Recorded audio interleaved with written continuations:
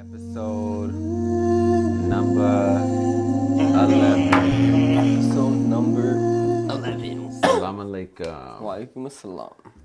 Ooh, we just had a nice conversation with our brother Daniel Viella. How was that for you?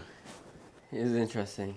It was good. Yeah, it's always good. It's fun to hear other people's perspectives when coming in. He killed it though. He has a good voice. But you made a good point. You said that what that episode signified is like more than just a friend coming onto the podcast. It's showing that like Muslims and non-Muslims can have dialogue. Yeah. Which I think is where it always starts. Yeah, bro. Religion shouldn't be about... Islamically speaking, you're not allowed having debates. You're not allowed having debates? Sorry, arguments or like heated conversations about religion. Because it just... The ego comes out and you push someone away. Yeah, I can see that. And even that kind of ties in with every time we get a negative comment, like we try our best to like engage that comment with like respect and compassion. You do. I do. Which it's so needed. It's so necessary. Because like what I always remember is that like we are the ones with the greatest gift, which is Islam. Like we know the truth. So even if someone comes attacking us or questioning something, even if it's with insults and like malice, at the end of the day, who's in the right? Who's winning at the end of the day? Yeah. And we want people to, from the outside looking in, to look at our exchange and be like, how come Cornell and Elmaan are always like at peace? You gotta really invite people to the religion, and when the word, why the word invite is used so often? Why? It's because how do you invite people to your house? You invite people in a exciting manner, in a very open manner, in an inviting manner. You don't invite someone to your house by arguing with them, because what happens when you argue with someone and turn them off? Yeah, they're not gonna come visit you. They don't want any part of you. They don't want any conversations with you. So they actually head the other way. So that's why the word inviting is used. Yeah, and it's so true.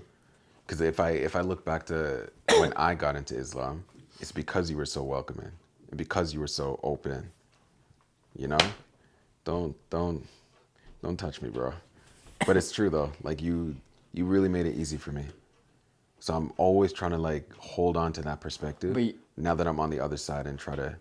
But also we have to keep in mind, you know why it was so easy, or it felt welcoming from my side? It's because I didn't know a lot during that point, right? So I was learning as well, and there were so many things I could say I don't know about, and you didn't feel the pressure that I was like up there, because that's one of the biggest misconceptions. People think coming into Islam is too much work, or they have too much sins, or they're too far behind. Yeah. As long as you're alive, you have a chance. Yeah. Allah welcomes us at any point of the journey. Yeah. Like 1,000,000%. 1,000,000%. Yeah. I was literally just watching a video actually about, it was like a scholar and a woman that wanted to revert. But the thing she kept on saying is, but like, I'm not ready to wear the hijab, and I know we have to wear the hijab. So many people are telling me that if I don't wear the hijab, then I'm not going to go to Jannah. So like, I don't want, and the scholar was saying, Allah welcomes anyone at any point. As long as you, in your heart, know that you have a desire to get to that point, like that's all that matters. Yeah. Allah's going to like walk you into that journey. So, yeah, man. And there's a famous quote, I forgot who it's by, but excuse me, it's not how you start, it's literally about how you finish in Islam. So it's like, for example, think about it. Ramadan, you're fasting the first 10 days and you start off strong, but you slack off and you drop off a little bit towards the end. Yeah. Most of your reward is gone, because what happens? The last 10 days is Laylatul Qadr, the most important days of Ramadan. What happens if you start a race off? Amazing, you're sprinting, you're beating everyone, but midway through you get tired. You lose the race. Yeah. So in Islam, it's literally not about how you start, it's about how you finish. So the last thing, the last words out of your mouth, the last feelings, your intentions, the last moments are the things that matter. Yeah. And the thing is, we don't know when our last moments are, right? So what do we have to focus on? That every day is your last. Yeah. Pretty much. That's Yeah, actually, bro. That's actually beautiful, low key. That's actually so beautiful. But the topic of today that I really want to get into is I have the unique, honestly, we both have the unique perspective of seeing exactly how life was before we really got into the folds of Islam and seeing how society pushes certain things on us and how society has gotten it so wrong. I think It's they've honestly got so it wrong. wrong to like conquer and divide and conquer. Yes. Like it's society is not about like personal growth. Yeah. Society is more about societal growth. Yes. You know, so when that comes in, when societal growth comes in, it actually contradicts like personal growth, Yeah. your family growth, Yeah. your religious growth. Like Yeah. it contradicts that. So society has to push a certain type of agenda. To keep their individual growth going, you know? And that goes against so many things we do Islamically. Yeah. Let's honestly talk about the first one, gambling. Just because you mentioned that it's society, I guess, desires over personal desires. Yeah. Why would society want to push gambling? Why would society want to open up casinos and start now allowing sport betting, which just came to Canada? Why would they want to do that? Because it's all money. Yeah. Lottery. Why is that industry so huge? All money. They don't care about what it's actually doing to individual people. They only care about making more profit. And if you think about it in terms of gambling, you always hear like society always inflates that 1% that actually does well. But it deflates the 99% that struggles. Yeah. So there's going to be 100 people going to a casino, for example, every day. Yep. 99 people will lose their money and society will get immensely richer. Yep. But that 1% will somehow win out of luck or whatever it is, and they will win a certain amount of money, which won't even equate to the losses that the 99 people have, but they'll win a substantial amount of money. Society will prop that person up and say, amazing, you did amazing, look how gambling can change your life. Because only the person who wins is the person who wants to showcase their victories. Yep. But the people that lose shy away. So 99 people lost, they just leave. Yeah. The 1% that won, they milk it, they put them on pedestal. news, on pedestals, like all of that stuff. And majority of people watching that is only seeing the winner, not the losers. Yeah. So what happens? Yeah. Yeah, society wins, but like individual Gets destroyed. yeah, individual just loses. And it's because of the people on the pedestal why so many people are suffering. Because even though they walked away and they lost $1,000, they lost their mortgage, they lost this and this and this, they're still looking at that person and they're deeming that person as a beacon of hope of, oh, that could be me. I just lost so much money, but it could be me the next time. Let me go again. Yeah. And that's why it becomes addictive. Yeah. So Right? gambling is a big part of like, bro, you'll go, like we went to Calgary recently, out of nowhere, like just like, it's just like, it's scarce, like no people anywhere, but you'll see a casino there. Like A it's casino, crazy, man. literally casinos have become developed everywhere. Yeah. It's crazy to see that. And it's also, if you've ever been like astaghfirullah, like I've been inside a casino before, it's so strategic how the lights are so bright and it's literally, it's just increasing your dopamine. That's also why it becomes so addictive. Yeah. Because it's constant excitement. And you don't realize your life is getting lower and lower and lower. And you know what I realized about gambling is that they are very smart with how they structured those machines. Like, you know the things that they pull? Yeah. The slot machines. Yeah. If you think about it, a lot of people that are on those slot machines are what? Old people. Yeah. And old people have the same sort of tendencies, and they need the simplicity as a child. A child can touch an iPad and just do the certain things over and over again. And not even know what and they're not doing. even yeah, and old people just go and do the same thing, the same type of like the mind. It has, like, you know how the mind develops at a certain age, then it goes back down to a child. Yeah. Old people just keep pulling that thing, and just like a child. That's so true. And it's just like That's that's so how they true. that's how they create it. Because think about it, a slot machine could have been a touch screen. Like, you have to click this, then you have to click. It'll be more secure anyways. But a slot machine legit has one option: pull. And old people just go just like a child, and you just pull. That's why the saying is we're an adult once and a child twice. Yeah. We start a child and we end a child. That's crazy. Yeah. So yeah, that's one. That's literally one where Islam prohibits gambling of any kind. Oh, and you also, before you go into the next one, you made the point that even that person that ends up winning, if you look at statistics of lottery winners, they end up losing their money within, I think it's 2 years. Like 75% of them. They either end up losing their money or they end up going down a dark path. Because why? The money is It's not blessed. It's not blessed. Yeah. It's not blessed. So you may say, oh, this is a thank you God for this money. Allah didn't send you that money. Yeah. There's no blessings in that money at all. Yeah, you didn't get that from Allah. Yeah. So that's one. Second one, riba. Yeah. We're now starting to learn on it. Interest. Interest. We're not like, again, a lot of these things about this topic, it's so wide, you know, like there's so many spectrums of interest, and I'm not knowledgeable about every single spectrum. It's something I want to do more research on. But the very basic fundamental of why riba is haram is literally because your riba at a bank level, say for example interest is completely haram because you're taking advantage of someone else's shortcomings. Meaning, like, if you go back to the very, very, very fundamentals of Islam, I don't have money, but I need to buy something, and it's an emergency. I don't have food for my family, or I don't have medicine for my family.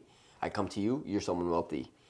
I need some money to borrow because I have to do this, or my family is going to be Starve. They're going to starve, or they could die because of the medicine. So can you lend me some money? You say, yeah, I can lend you some money, and you need it, so you have nowhere else to turn. I'll lend you some money, but when you give it back to me, just because I let you borrow it, I want $2 more.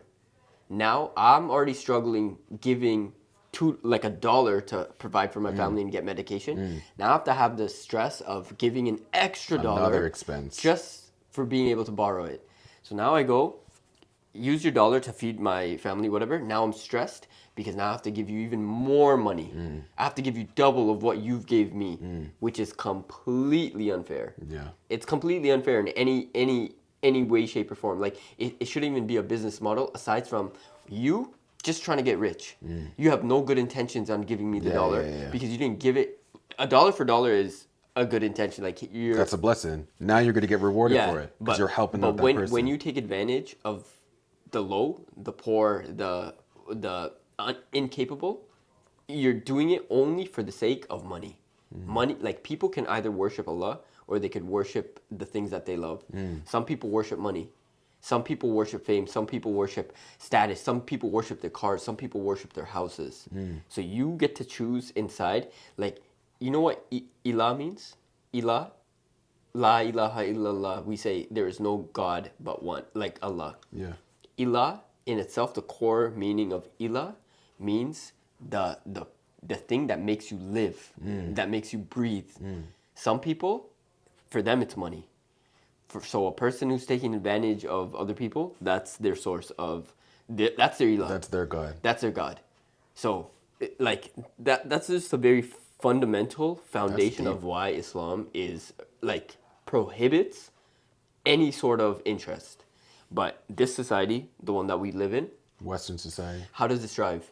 It strives about interest. Every single house you get is so high priced that if you even have a dream about buying a house, you have, even if you have $500,000, you're paying another $1 million on mortgage. Mortgage, riba.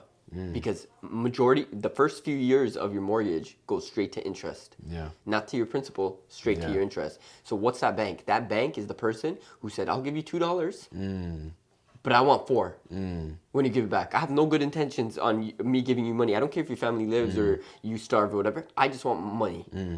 I'm incapable. I have to do it.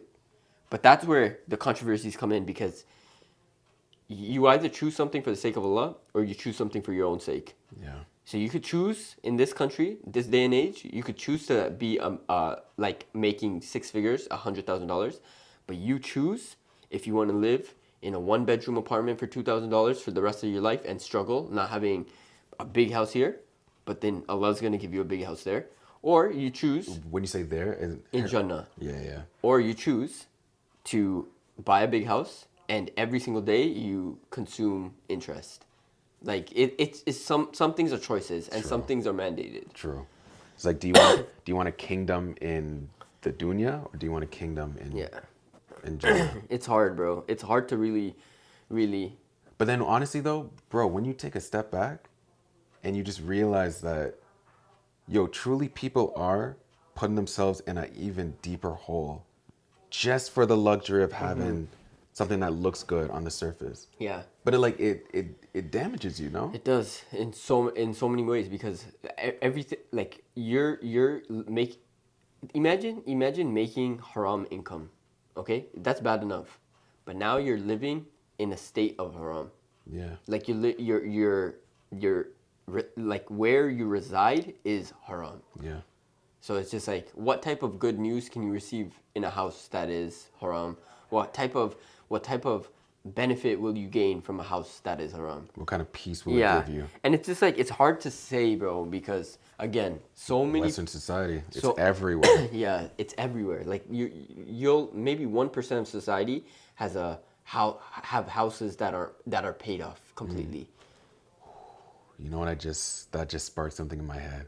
I was watching one of those videos, and it basically the videos are about the names of Allah.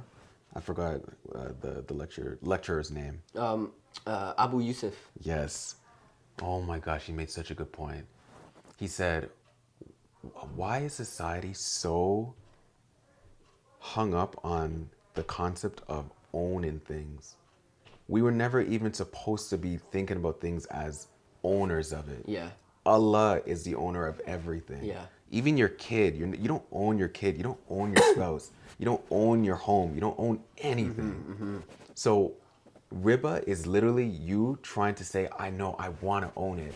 I want to get this mortgage because once the mortgage is done, it's mine. That's what, because that was me. I never wanted to rent because it seemed like such a counterproductive. Yeah, and no. Don't say like it is counterproductive. Yeah. But that's a sacrifice you're making because society has made the other option haram. Yes. Yes. But don't get me wrong, renting is not smart for anyone Financially. Yeah. But you're only doing it if you're doing it. But it's smart for the sake of Allah. Yeah. Yeah. Yeah. Because now, I have zero interest on getting a mortgage. No. For all those reasons. Yeah. For all those reasons. But it's honestly, it's for Allah, but it's also financially, it makes no sense either. No. It really doesn't. Yeah, it doesn't. That's why people are like, why would I rent? $2,000 a month is out of my pocket, and I could just work a little harder, put in a down payment of 25%, and get a house. So it's just like, how does that make any sense? It doesn't. Because society has made it in a way where you're trapped. Yeah. And that's another thing. That's a common theme about this episode. It's just like, society does certain things where you're trapped. You can't say certain things because everyone they have against you, you're trapped. You're stuck. Yeah. Society has allowed certain things where it becomes the norm. Meaning, Yeah. if you don't do it, you're trapped. Everyone is like, yo, you're weird. This. Yeah. So it's just like society's tactic is not a mechanism of stopping you. It's about trapping you so that you don't have an option. Yeah. Like for example, I'll talk briefly. I don't even know if this is on the list of topics that we want to talk about, but as a man and a woman, you have specific roles. And Islam, so many people think that Islam is unjust and Islam favors men over women and men have more rights than women. It's not that. It's just that we are two different species. We bring two different things to the table. One person brings bread, one person brings water. One person brings an apple, one person brings an orange. Two different things. But both of those things that you bring to the table are equally equitable, meaning everyone needs it. Yeah. Everyone needs it. If you just bring something to the table and the other person doesn't bring anything, there's not a balance. There's not a balance. So, but what society has made is they made it so everything is balanced. And if you think about it, it seems like the best thing to do. Why is everyone not equal? Now women are to feel equal as men, Yeah. and they want to do the same things that men want to do. So now, in the beginning, this was a Western concept, by the way. They saw families with specific roles. Everyone has roles. A mother had a role, a father had a role, children had a role, everyone had roles. But that wasn't contributing to society as much for them to get profit, for them to grow. So what they did was empowerment, meaning, why are you staying at home and why are you looking after the kids? Why are you doing all these things? Contribute to society. No. When your husband gets to do all these things and feel empowered by getting money, empowered by living this world, going out, having challenges with the business, you are human too, no? You should be able to do the exact same thing as your husband. Vice versa. As a female, like you have the same thing, you could do the same thing as your wife. What that did was it made everyone look at people not as genders, but it made it look at people as, he's a human being. If he can do this, I can do it because I'm going to get the same type of happiness, same type of success. Women enter the workforce. This is real, by the way. Women started entering the workforce. When women entered the workforce and men were already in the workforce, what happens to the home? Destroyed. It's deserted. Yeah. What happens to the children? They're on their own. Yeah. They're growing. What happens to the family? It crumbles. Family ties break. Yeah, it's not as tight. What happens when the family ties break? The family individuals are weaker, but society is what? Stronger. Gaining, because they're gaining from each individual person. And who do they showcase on news outlets? They showcase the most successful people, meaning this man is a CEO at this age, making this much money, doing this. This woman has also done it. Kids are growing up, I want to be like mom, I want to be like dad. Everyone is separated. Society literally did that. They dissected whole families and they made them individual contributors. That's what happened. So now you have two people contributing to society and no one contributing to the household. Wow. And again, it goes back to society wins, Again. but individuals lose. Yeah, bro. And we don't even realize Yeah, it. bro. And the whole thing, it's just like, we fought for freedom, and we got freedom. Did you really get freedom? Did you really, really get freedom? Because at the end of the day, you're still owned by society. Like, everything that you're contributing is actually to society, but freedom would have been you contributing to something yourself. So wouldn't that be your family? If you contributed to your own family that isn't controlled by society, that's freedom. You know what I just took in? That has literally a direct correlation with the second thing we talked about, which is riba. People are not living within their means. So what do they have to do now? They both have to go and work. Yep. Versus, you know what? Let's not contribute it to something that Allah already told us that we shouldn't be doing. Let's just rent. I know financially it doesn't make as much sense as getting a mortgage, but Allah says this is the best thing to do. Now only one person needs to contribute to the household. And now someone can go and work and someone can stay home. But that's not what's happening. Now everyone needs to buy something that's way over there. And then you are forced to have two people Now contribute. you're forced. Because technically, if you do rent, $2,000 is doable One by person one person. can do it. Meaning Allah's plan still, like how He structured Can it, still work. Still works. Can still work. But how many people do it? You feel trapped. Yeah. But I think another reason why people are more keen to do that, I think it's honestly the ego too. Oh, 100%, And I was there, bro. I was there. 100%. We're still there, bro. Like, Yeah. the ego is such a big thing. Like, oh man, you can speak on that, but Think about it. Who wants to admit, oh no, I'm renting. There's such a stigma with it. how many kids do you have? I have 2 kids. Where do you guys live? Oh, I live in this apartment. You don't want to say it. You don't want to say it. Even though when you go home, it's peaceful, it's beautiful, you have your peace. But society made it seem like it's not good. Successful. It's not successful. Yeah. Because society painted literally like crap in gold, and then they decorated something that actually is gold With trash. With trash. Yeah. With trash. Yeah. Allah always wins. Yeah, bro. Allah always wins. He knows what's right. He knows what's right. Yeah, bro. I just want to say one thing that you said that was so sick last podcast. You were saying this to Dan, and you were basically saying that when you're first in the folds of Islam, at first you're going to do something, you're going to realize that Allah prevents it because it's for your goodness. You'll be like, oh, true, you're right. The second time you're going to do it, oh yeah, he's right again. By the time you get to the third and the fourth and the fifth, you're just going to almost blindly accept it because you already look back and realize Allah's Yeah. He's got me. It, And he's been gotten me. track record is successful already. 100%. It's 100% successful. Undefeated. Yeah. It's just like, how many times? How many times? Like, what's the point of you questioning it? You should rather question yourself than someone who's been right so many times. Exactly. So I'm at that point now where even if I still have those like remnants of it, like, do I want to rent? It's like, I don't care. I know this is the right thing because Allah said so. And everything he's told me to do has benefited me in so many ways. Yeah, so I'm good. Yeah. So if there's any error, the error comes from your own understanding, not Yes. from Allah's direction. Yes, 100%. That's why it's just like before, if someone says, if I read something is haram or I come across something new that I shouldn't be doing, already I get disappointed because I know I'm gonna have to abide by it because I don't even know why.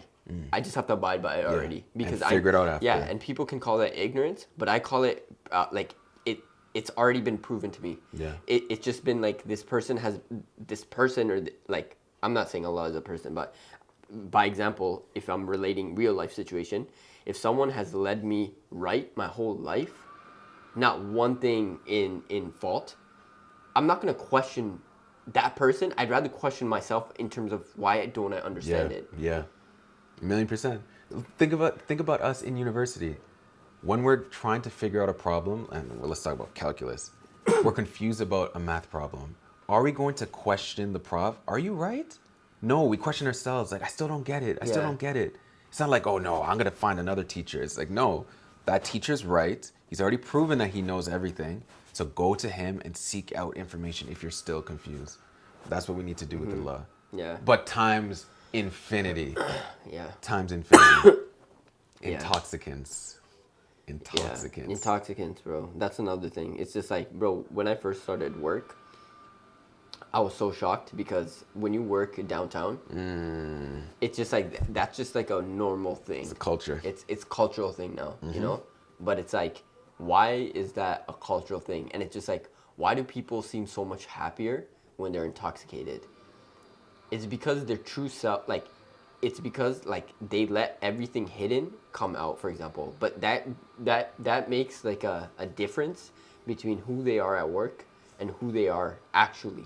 So you don't really know someone because at work they act professionally. And I'm sure people are gonna say you have to have a level of professionalism when you're at work versus this. I understand that. But you have to understand that people are worried about getting too drunk, too intoxicated. Why? Because you don't know what you're about to say. You just don't know what you're saying. And why are you afraid of doing something that is going to risk your job or risk your, respect? Yeah. Why? Because your inhibitions, they disappear. Exactly. You become a different person. You truly become a different person. You have two different sides to you. One could be your internal side and one could be your just overall public side. But it's just like, Islam is so transparent. Islam promotes be the person that you want to be. There's no like be this person at home and be this person outside. Islam says the best of you are those that are best of their wives. The best of you are those that are best to the ones at home. It's set. It promotes the same level of authenticity throughout. It's very, the only thing that doesn't change is the things that are true. The only things that don't change is Allah has never changed, the Quran has never changed, and they have stayed the exact same throughout. But if you think about, and I'll say the word, like Bible, I can almost, whenever I think about it, I almost think about it as maybe like a drunk person sometimes. Because it's like, people come in and change certain things when they want to. Yeah. It creates multiple faces. Yeah.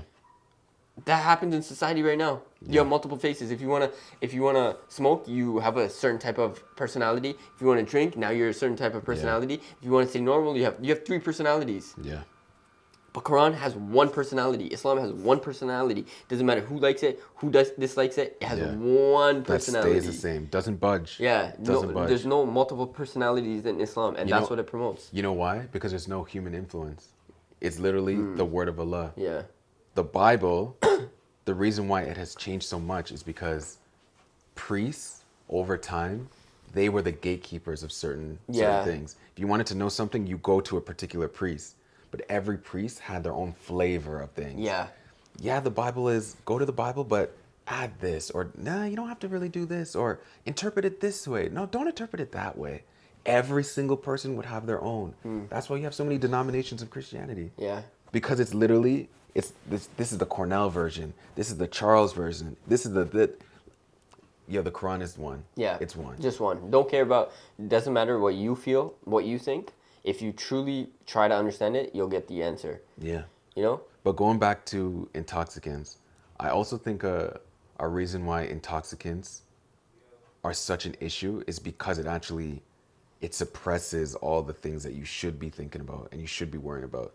You know what I mean? Yeah. It almost gives them an escape. Yeah. Where you don't have to worry about your problems anymore. It's an escape that has been falsely created, you know? Like, it's an escape that you didn't need. Like, it created that, in itself, it created an escape for you. And it's temporary. Yeah, always temporary.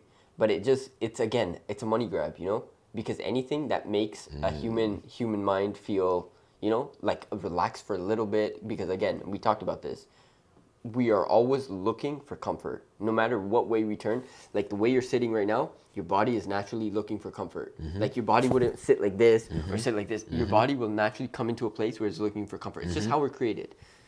Alcohol is something that even if you're uncomfortable, it will create that level of comfort for you by eliminating some of your discomforts in your mind. Yes. But that is limited, and that does not help, because naturally, if you were uncomfortable right now, you had a pain in your back, you would have to address, why do I have this pain in my back? Let me fix it.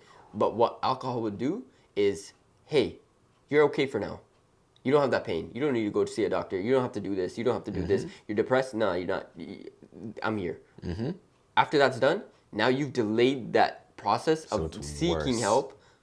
Exactly. So now it's worse. Now it's worse, So man. it really does no benefit for you. But again, it helps people loosen up. It helps people who are not comfortable speak. So now you're like at work or when during presentations you can't speak. You're nervous. Hey, after work, I'll make it up by drinking a bit of alcohol and I'll loosen up. But are you really helping yourselves? Nope. You're not. Nope. Because you're just using something else to help you exercise that skill. Yep. But when that intoxicant is not in your body, not there, you haven't improved yourself. At all. You're still the same person you are. You have no growth with alcohol. In fact, you're worse because now you have no desire to grow. Because you already found a temporary solution, a Band-Aid solution. Exactly. Instead of getting the surgery that you need. Exactly. But again, society wins. Yep. That's why in Canada, you can literally, like, weed got legalized a couple years ago. It is at every corner now. Oh my days, bro. Every I've corner. been noticing that. It's ridiculous. I've been noticing that, bro. It's so shocking. I literally, the gas station that I went to, like, bro, before you'd have to travel like an hour, 30, 40 minutes see for one. one store in the GTA, one store in Scarborough, one store in downtown, one store in Pickering. 3 stores, 4 stores maybe in a circumference of maybe an hour away each direction or whatever. Now, I go to my gas station. Literally, I could walk to my gas station. There's 3 places that I could walk to, which is ridiculous, man. And it's like, I love how... my bad. They opened one on Danforth? Danforth where? You know Danforth and Dawes? Dawes and Danforth, the completely brown neighborhood with like all those grocery stores. They have one right in the middle. Right in the middle. It's sad, man. It's actually so sad when you really think about it. You were about to say something. I cut you off. I was going to say that society, they're hiding the fact that it actually is doing individual people so much more harm, but they're going to hide it because they're making so much money. I have a friend who's a nurse, and she's saying that the amount of people that come because they overdose and they're over anxious and the psychosis is messed up.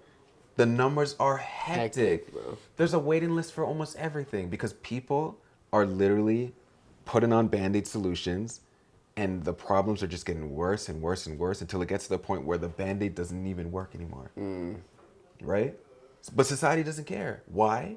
Because now they have another stream of income that contributes to society. Yeah, exactly. But Allah knows, do not use intoxicants. If you want to solve your problems, seek me. Yep. He's the protector of everything. He's a knower of everything. He knows exactly what you need to solve your problems. You don't need alcohol. You don't need weed. You don't need any of that. You just need to turn to Allah. But do we see more places for you to like, no. We see more places for you to get help aside from Allah. Thank you. You don't, That's what I was going to try to say. So it's just like, whether or not society believes in religion or whatever, they have a construct of taking you away from depending on anything aside from them. Yep.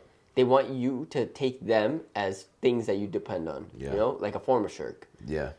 Which is, oh my gosh, man. It boggles my mind. But again, Islam solves. Islam solves. Yeah, I just wanted to see what other topics, because There's one more. Haram dating. haram dating.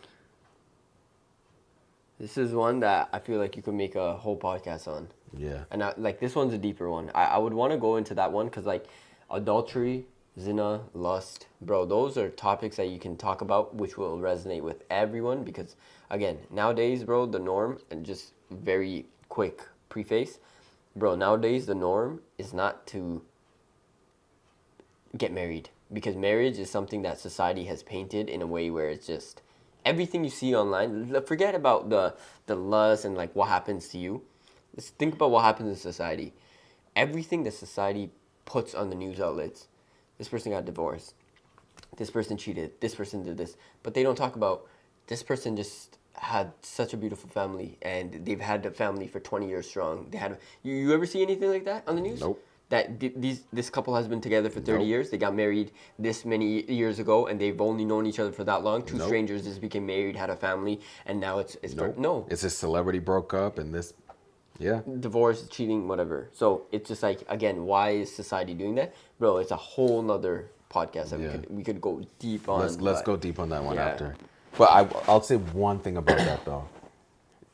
That kind of sums it up. It actually is true that divorce is increasing. Yeah, and it it's is. almost 50%. But another thing society is not privy to is the fact that why is it not working?